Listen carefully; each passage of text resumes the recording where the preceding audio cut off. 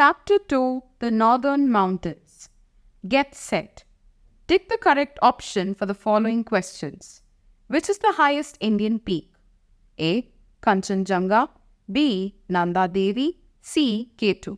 What do you mean by the word Himalaya? A. Land of peaks, B. Land of rising sun, C. Abode of snow. The northernmost landscape of the country includes the Karakoram and the Himalayan ranges of mountains. They are stretched like a wall across the north. The northernmost range is the Karakoram. The second highest peak in the world, Mount K2 or Mount Godwin Austen, lies in this range in Jammu and Kashmir. To the south of the Karakoram range lie the mighty Himalayas. Though geologically young, the Himalayan mountains are the loftiest and the most rugged of the world. Since they stretch across 2,400 km from Kashmir in the north through Arunachal Pradesh in the northeast, these mountains form an arc. This helps to prevent the cold Arctic winds from reaching the tropical landmass. Lengthwise, we can divide it into the western, central, and eastern Himalayas. The western Himalayas encompass Jammu and Kashmir and Himachal Pradesh. The central Himalayas are spread over Uttarakhand and Nepal. The eastern Himalayas, also known as Purvanchal, cover northern West Bengal, Sikkim, Bhutan, and Arunachal Pradesh. The Himalayas vary in width between 350 km to 150 km.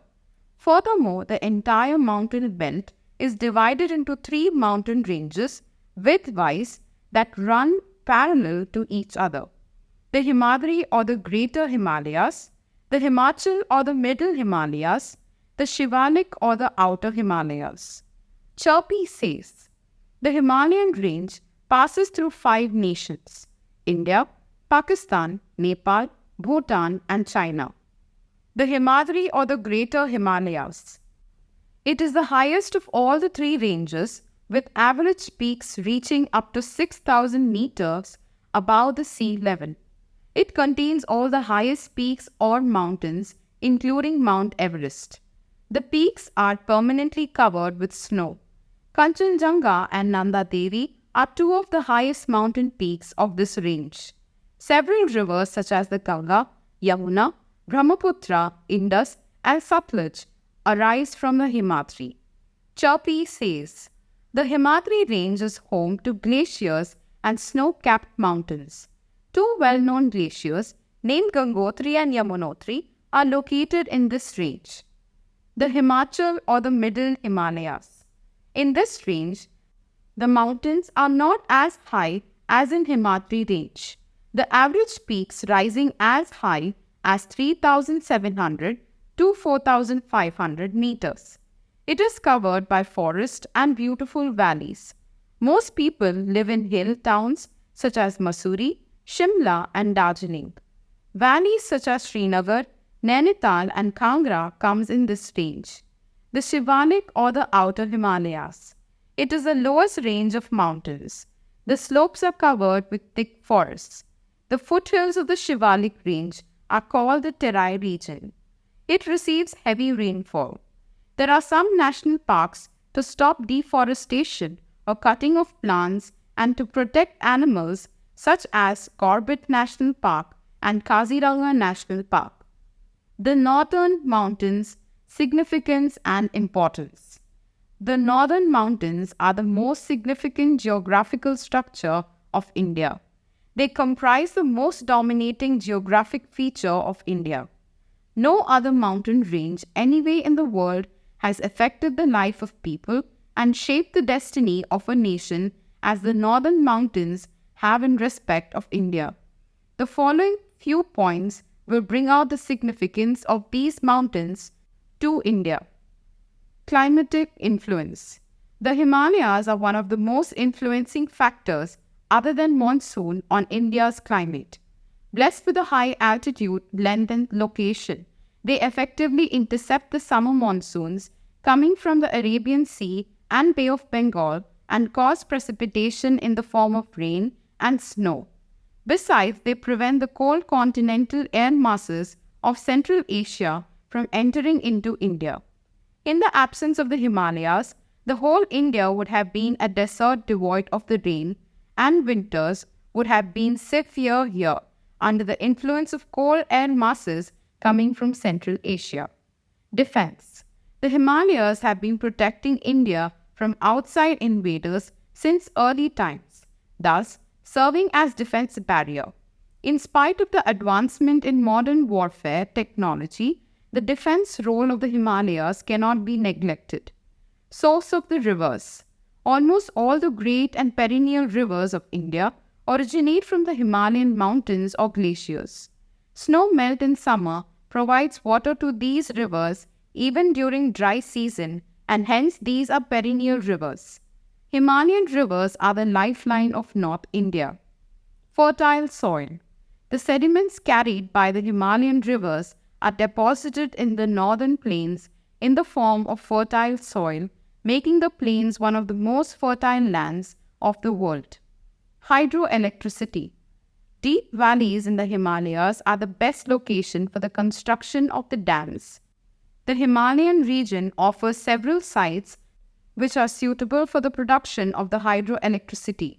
There are natural waterfalls at certain places, while dams could be constructed across rivers at some places. Forest wealth. The Himalayan ranges are very rich in forest resources. In their rising altitude, the Himalayan ranges show a succession of vegetal cover from the tropic to the alpine. The Himalayan forests provide fuel, wood, and a large variety of raw materials for forest-based industries. Besides, many medicinal plants grow in the Himalayan region, and several patches are covered with the grass, offering rich pastures for grazing animals. Agriculture. The Himalayas do not offer extensive flat land for agriculture, but here slopes are terraced for the cultivation. Rice is the main crop on the terraced slopes. The other crops are wheat, maize, potatoes, and gingers. Tea is a unique crop which can be grown on the hill slopes only. A wide variety of fruits such as apples, peaches, grapes, pears, mulberries, walnuts, cherries, apricots, etc. are also grown in the Himalayan region. Tourism. The Himalayas provide the huge scope of tourism due to its scenic beauty and healthy environment. The hilly areas in the Himalayas offer cool and comfortable climate when the neighboring plains are reeling under scorching heat of the summer season.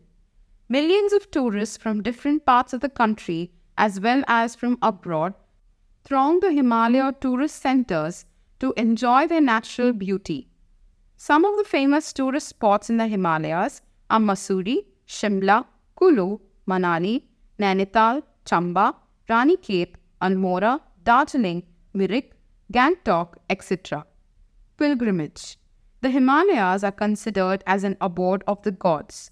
Apart from their beautiful scenery and their significance as tourist place, Himalayas are proud of being studded with sanctified shrines. Mount Kailash is mentioned as the abode of Lord Shiva in Veda. Every year, thousands of pilgrims trek through the difficult terrain of the Himalayas to pay their reverence to these sacred shrines: Kailash, Amarnath, Badrinath, Kedarnath, Tungnath, Vaishno Devi, Jwalaji, Uttarakashi, Gangotri, Yamunotri, etc. are some of the important places of pilgrimage. Minerals. The Himalayan region contains many valuable minerals. There are vast potentialities of mineral oil in the tertiary rocks. Coal is found in the Kashmir.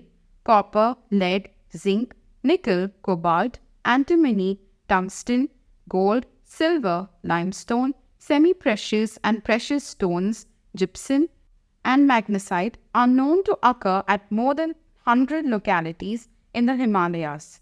Think a while.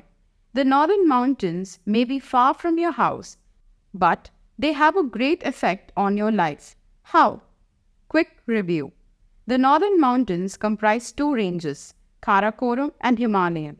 Lengthwise, we can divide the Himalayas into the western, central, and eastern Himalayas. Widthwise, we can divide the Himalayas into Himadri, Himachal, and Shivalik. The northern mountains are the most significant geographical structure of India. The Himalayas protect India from outside invaders, provide rich forest resources, best location for construction of dams, etc.